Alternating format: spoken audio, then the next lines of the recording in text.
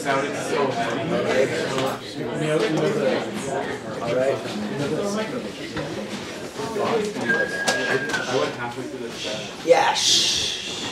Shush, people. It's art. Shut up. Thanks for coming, and thanks to Nick. Like Joe said, I've never done anything like this before. Definitely making a tour of it is already really fun. It's kind of different everywhere for us. So my thing is one long story. I know a lot of you guys play in bands and tour. This is about the book that Matt's putting out is a 35 mil, like a photo journal of a tour last summer that was just really long and kind of everywhere within Canada and the States. And a lot of it is about not the 3 hours a day you're at a show, but all the rest of the time, and it's kind of dead. It's called negative space, like the other everything else that takes up your time, and kind of thinking a lot over a lot of years about like what makes the West what it is, and gauging what's happening in the civilization period, you know, as you can dissect it from a tiny slice of life or a moment in a day. And this is something that happened at a swimming pool in a hotel in Dallas, Texas. But it really kind of triggers, you know, thinking about everything else in life. So you can do awkward silence. All the things that make shows, hardcore shows, this is fucking perfect for. Like, 20 people showed up, awesome. Yo, I'm awesome. Yeah, you got this in the half circle, it's totally fine. It's just great. I can have a fucking trip this place. Yeah, man, you can mosh, you can whatever, you can do whatever. Yeah. All right. This is called Going Under. It is a nice enough hotel on paper, but the niceness of a hotel, any hotel anywhere, is only a measure of the success of the illusion that it provides. Sustained by a rigid devotion to uniformity, the illusion thereby offers someone who's out of their usual environment a reliably standardized experience, when in fact they're nowhere near home and have every reason to feel alien and out of place. For a standard rate, they can buy their way out of that alienation and into a synthetic familiarity for hours or days or even weeks and months at a time. And somewhere inside all that sameness, the same forced air, same vaguely bleach-smelling rooms, and same mattresses which untold thousands of feet and asses and armpits have sweated into, disinfected to varying degrees of success and for a myriad of unsettling reasons not visible to the naked eye, lies the nice. If you don't look too closely at the real estate props tastefully populating the foyer walls and tables, the hastily applied overlapping wallpaper in the hallways, or the clusters of dust that escape the requisite housekeeping in all the cracks and corners, it offers a sleight of hand that does the trick for most weary travelers. Fatigue kills, the billboards say, and they're right in theory. But more commonly, that which doesn't kill you just makes everything very surreal. After the first 4 or 5 days away from home, you lose track of what time or day it is because your routine doesn't require you to know anything but your next ETA and how early you have to set out from one place to make it to the next. A few thousand miles more and you've stopped trying to keep track of where you are at all. The local flora, such as the Spanish moss in the southeast or cacti in the southwest, provides the reminder that you're somewhere far from home. Beyond that, the particulars become immaterial. As for arrival itself, typically it goes like this. Like many other days, you've been moving so long and so far compared to the small concentric circles of your home life that you've been hypnotized for hours already by fatigue and repetition. The scenery, be it mountain, city, or desert, having gone from novel to interchangeable to mesmerizing hundreds of miles ago. You try in vain to hide out from the sun, shifting your body as it crawls over you from east to west through the day. You pull off for cold drinks that are negated within seconds back inside. You stare perpetually ahead and strain to keep your eyes open and stay on your side of the white line. And so when it finally happens, you never really notice the seam where the road ends and the driveway begins. You simply arrive, rarely taking much stock of the neighborhood you're in. With only escape in mind, you turn off a forgettable road into a forgettable parking lot, out of the sun, and into any cold dark room that is not a car. You close the curtains, turn up the AC, pretend it's still the night you just drove through and not afternoon of the next day, and fall into a bed, maybe but usually not remembering to check it for signs of insect life. Finally, it seems, you're relieved of all vigilance, and you let go. On this day, though, like many other days, The great letting go only lasts for about 90 minutes before gravity catches up, and I'm forced to concede that I'm just lying there in the dark.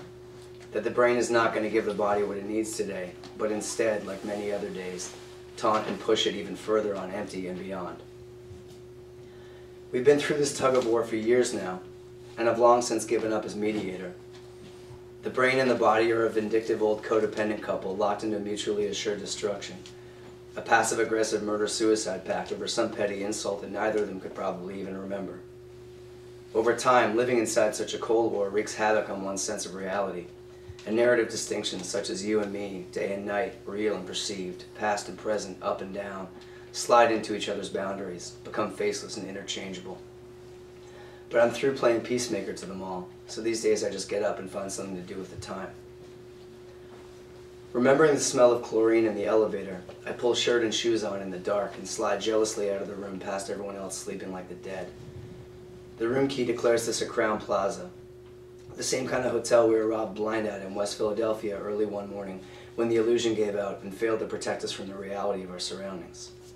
But we don't talk about that anymore. It's bad luck. Out here we're vulnerable to the elements and we knock on wood a lot. So let's pretend for a few hours, since it's what we're paying for, that this pseudo-destination is something safe and familiar.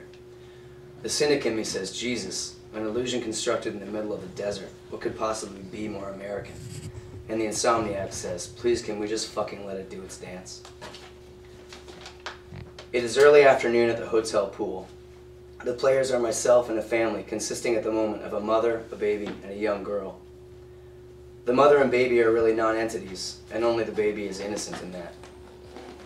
The real protagonist is the other one, a fat little white girl in a pink swimsuit, utterly forgettable, who is a step away from being completely unattended.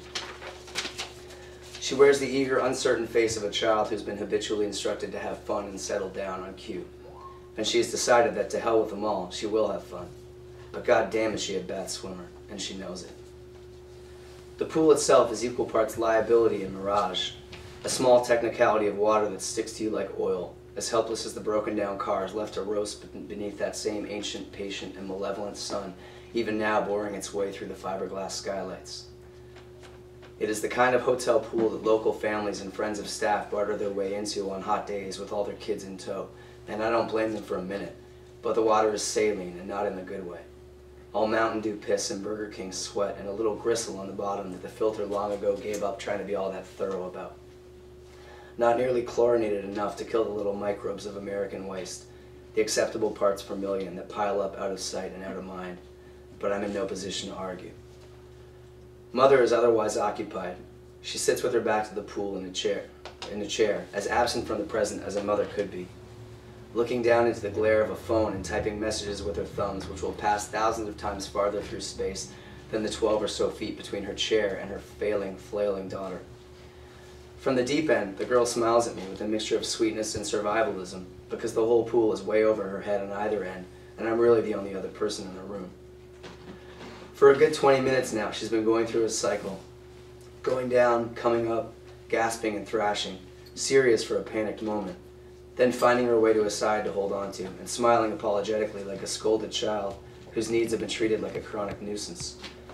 A smile honed to reassure the adults present that sorry, false alarm, it's nothing they need to stop what they're doing for. So there's her, and there's me, who if you speak Texan has suddenly gone from neutral member of the general public to half-naked tattooed creep paying more than neutral attention to someone's little girl in a public pool. That was supposed to be funny. Some of this is supposed to be funny. A Seymour glass waiting to be found out and kicked to death. Maybe I've just been in the Southwest for too many days, but this place teaches you to think in the same aggressive paranoia as it does. The Lone Star state of mind can turn on you in a second and is proud of it. You learn even when passing through to think in terms of plausible deniability. So like her, I just keep pretending to swim. Mom, a few times, the baby saying the same in lesser formed words. Please, anything, just anything. Just a look, a basic minimum of territorialism, please. Gasping, she goes under for the longest moment yet, and then surfaces from the chin up like Goya's drowning dog, that the viewer alone can guiltily watch, but do nothing to save. Really, that dog has already been dead for hundreds of years. This is happening in real time, and it's no more optimistic. Randomly, and minutes late, Some delayed response is elicited from Mom. 3 syllables. Haha, what? Without looking up from the glare of her phone, as if she were on top of it. But the girl knew, and the baby knew, and the life preserver collecting dust on the far wall knew that she was not on top of it, not at all, and that she might as well be in whatever all-consuming place was on the other end of that 2x2-inch screen. Knew full well that in a pinch, her phoned-in nod of attendance would not be enough. The girl will need more than that. The baby will need more than that. And I suspect and hope that all other aspects of life might someday require more than that again. Presently, the girl attempts a dive beyond her means, tangles herself up clumsily in the aluminum rails, and goes flopping painfully into the deep end.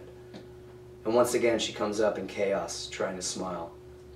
The vague awareness of commotion elicits another basic, "What, honey? Haha," from Mom. Like an abbreviation that someone might type into a phone with their thumbs. Really just a noise from the mouth sent out indiscriminately in the direction of the child, left to bounce around the room and hopefully find its target. It rings out and is immediately forgotten. "You know, miss, your child is drowning. If you'll just turn your chair or head by 30 or 35 degrees. The phrase, "not if your life depended on it," comes to mind, followed by the runner-up, "not for all the oil in Texas." More slipping on the wet floor and clumsy jumps against the rules into the salty, loveless water. "Are you watching?" she says to me. I look to the back of the mother's head, look back and nod, yes. The baby, appropriately, has begun crying in protest. And here a maternal thing very nearly happens, but only to stop the noise and the distraction, only in the service of continued absenteeism. Mom gets up and starts pushing the stroller ahead of her and laps around the pool to placate the child, still on the phone and still not even looking at the girl, presumably her girl, presumably her bloodline and future, who will one day be placating her with token minimalist visits to a senior's home, if they still have those by then. I've been staring at the ass end of America for a lot of my life, from the dual vantage points of living just outside it and spending so many such months as this within it. And I've come to separate my love of some great people and places from the official phenomenon. The two share no relation. So my friends will know not to take personal offense when I say that this place, and I mean this whole place, has its own special kind of poverty. In terms of consumption, this is the top of the heap, no contest. There's a lot of stuff to be had, but quantities are not qualities. In the wild, they say priorities for survival are shelter, water, food, and fire.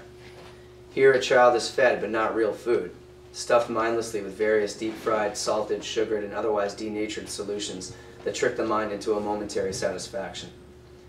They are put up in a cheaply built house and then abandoned to the care of various devices, until which time their body allows them to return the favor and spit out another taxpayer. So there goes food and shelter. As for the water, it is strong-armed out of countries such as mine, along with the rest of the natural resources, the mindful preservation of which is heresy to everything that defines the American way. It is then made into a local product, filled with chemicals and sold off to slowly undermine the bodies of the very people that it pretends to be keeping alive. Fire might be the only one of the four that still is what it seems to be, and it has my undying respect. She splashes water in my mouth. It tastes like chlorinated spit. Gains are privatized, loss is socialized, and spiritual starvation runs concurrent to cartoonish material excess. Things made to serve purposes rot in huge piles for lack of being used once they are attained, conquered, and forgotten. They make TV shows about it that people watch and laugh at on TVs that will be landfill next year when the new ones come out. With even the trickle-down excess to live off at the bottom, I'd be curious to know the last time someone in America starved to death in the classic third world sense. Speaking of which, the old parental adage still applies. Someone somewhere would kill for all this. Some stereotype of lesser fortune. Not China anymore. Is that still a thing? It's doing a lot better now. As far as Texas knows, it's preparing to invade. Maybe Africa, let's go back to that, or Ethiopia, or anywhere the child will safely never know anything about, which these days is anywhere else. Point being, what mother anywhere else in time and space wouldn't be guarding this precious thing with her own life out of instinct alone? I have long ago been fixed so as to never have children, and even I can tell you that. No, there is a second way of life being subliminally protected here. And this is it, with a cane and a top hat, doing a private dance just for me and my last remaining doubts. It smiles menacingly, winks at me, and says, "Prove it." If she doesn't drown in here, she'll be drowning out there, going under and coming barely up just the same. Diabetes may be, soon if not already underway. A hardening of the arteries and weakening of the attention span. But these are first world problems, socially sanctioned styles of neglect. She will not be eaten by a lion, nor riddled with bullets, nor kidnapped for ransom today, but neither will she get what she needs. All realities are accountable to their own internal ironies, and the severity of one doesn't cancel out the poverty of another. Here in the heart of the bubble, where someone has erased all signs of construction, it takes survival so for granted that they have it all and can't be fucked to even look up. Steered by a script towards what's easiest by default, and from there the bar steadily automatically drops until any challenge to maximum convenience is a national insult worthy of full-scale retaliation. Information, though abundant, is ever more irrelevant and bothersome. Unwarranted opinions are met with violence, and the ones at the bottom defend the ones at the top, the very people who make a living safely insulting their intelligence, as if the loyalty were somehow mutual. They invest in the hyperboles of the men who put the CNN and the truck stop TVs and the Mountain Dew in the huge dispensers, who print off those selectively political bumper stickers that make sense for only as long as you can steadfastly refuse the bigger picture, which on average here is a whole lifetime. The alleged bigger picture, with its irksome statistics and incriminations of life in this hallowed vacuum. That propaganda, as any self-respecting patriot can tell you, is for communists, or terrorists, or whatever they are calling the realists this year. As we drove 17 hours from Phoenix through this desert, on this, the 16th of 28 momentary destinations, we were stopped several times at Interstates 10 and 20, as we always are, by men with guns and dogs, checking all cars, authorized to search, detain, lock up, or even kill people if that's what it takes. Patrolling the perimeter of a stolen continent turned pyramid scheme to keep people not in, but out. Can you beat that? Paid good money to make a production of ensuring no one gets in and takes those hypothetical jobs that the slobs who complain about losing them would surely not last a day of their life doing in this heat. I fear, good Christians, that you are missing the point. The water gleams off the puddles that pool on the dirty tiles. The highway is lined with predatory guilt trips and moral solicitations carefully crafted and forced into your line of view. It's a child, not a choice, the billboard screams down at you. How they love their billboards, those enthusiasts of less fortunate people's limited options. Regardless of the self-serving places their own orgasms have landed or the skeletons in their closets that drive them so emphatically to these hollow fake wood pulpits. But hey, who's on trial here? Anyone else? The best defense is a good offense. So let's keep it anonymous, but steadily accusatory. Yeah, I saw all your giant signs, even when I tried not to. Sandwiched in between the ones for fireworks and jack-off booths, and directly in league with them both. And I get it, the towering and the cowering. A billboard is made to seem like the epitome of a place, a sign driven into the very ground for all passing through to see, for outsiders with outside ideas to get the message as it lords over them as to what opinions you are and are not welcome to bring in with you even in passing. Good effect, very impressive use of hyperbole, excellent choice of fonts. And yet here we are, Mother, in the postnatal reality the hypocrites decided for you. And what has become of this choiceless child, this perfect example, this demanding little food eater that wrecked your natural hips?